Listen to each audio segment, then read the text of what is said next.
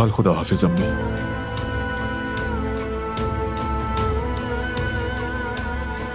जब बेबी इस दुनिया में आएगा तो उसे आपके पास जरूर लेकर आएंगे।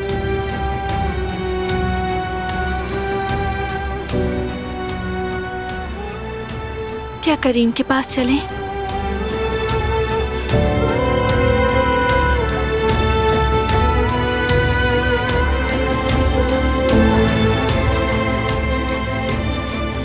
चलो।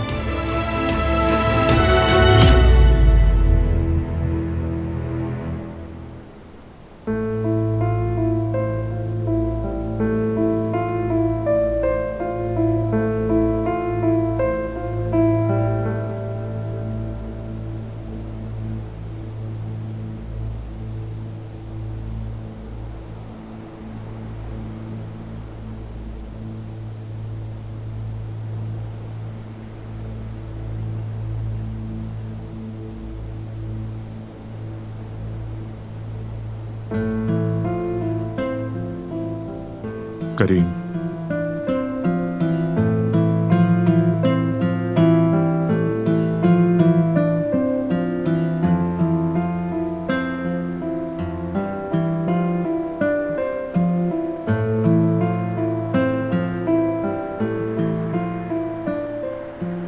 मेरे प्यारे भाई,